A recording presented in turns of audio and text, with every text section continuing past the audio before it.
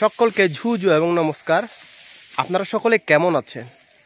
আজকে আমি অনেক ভালো আছি, কেননা আমার পেছনে যাকে দেখতে পাচ্ছেন আপনাদের অনেক পরিচিত মুখ, পাহাড়ি কন্যা। আমরা একটু তার সাথে কথা বলি।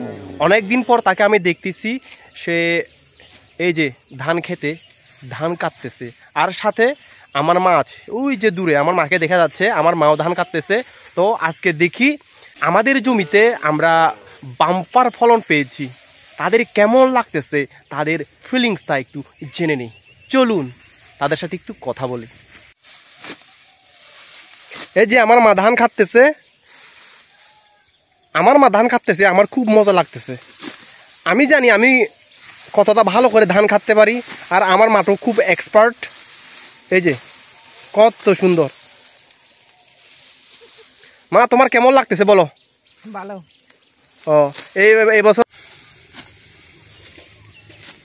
আমরা দেখতে পাচ্ছি পাহাড়ি কন্যা ধান কাটতেছে। কেমন আছো পাহাড়ি কন্যা? আছি ভালো। অনেকদিন পর তোমাদের জমিতে আমি তোমাকে ধান কাটতে দেখতেছি।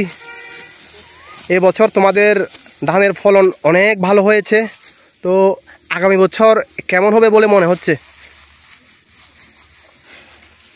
এর থেকে কি আরো অনেক ভালো হবে? এটা তো বলা যায় না। আচ্ছা ঠিক আছে। গত বছর তো ধান্য জমির অবস্থা খুব খারাপ হয়ে গিয়েছিল, কেননা গত বছর বন্যা হয়েছিল।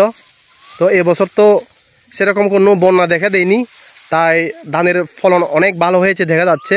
এই যে সকল কৃষকের মুখে হাসি এবছর, আর ঠিক তেমনি পাহাড়ি কন্যার মুখেও হাসি। তো ঠিক আছে, এতক্ষণ আমরা পাহাড়ি কন্যার সাথে কথা বললাম, এখন আমরা আরেকজন ব্যক্তির সাথে কথা বলবো, যার সাথে কথা না বললে বিষয়টা খুব খারাপ হয়ে যাবে। তো আমরা যাকে দেখতে পাচ্ছি, দেখি আমরা একটু তার পরিচয় জেনে নেই। ও আচ্ছা, এদিকে সোনালি। সোনালি কেমন আছো? ভালো আছি দাদা। আচ্ছা, তো তোমাকে আমি অনেক দিন পর জমিতে দেখতেছি, তুমি ধান কাটতে আসছো, কেমন লাগতেছে? ভালো লাগতেছে দাদা, এবছরে ধান বেশি হয়েছে। ওয়াও, তাহলে আগামী বছর কেমন হবে বলে মনে হচ্ছে তোমার? এটা তো দাদা ভগবানের আর আল্লাহর ইচ্ছে আর কি। আচ্ছা ঠিক আছে, ভগবান তোমাকে আরো অনেক বেশি বেশি করে ধান দিক আগামী বছর। তোমরা যেন 40 মন, 100 মন, তোমরা যেন 200 মন যেন এই জমিতে তোমরা ধান পাও। তো তোমার দর্শকদেরকে তুমি বাই বাই দিয়ে দাও। Bye bye. পাহাড়ি কন্যা, তোমার দর্শক বেশি, তুমি বাই বাই দিয়ে দাও সবাইকে। মা তোমার দর্শকদেরকে তুমিও একটু বাই বাই দিয়ে দাও। তো ঠিক আছে।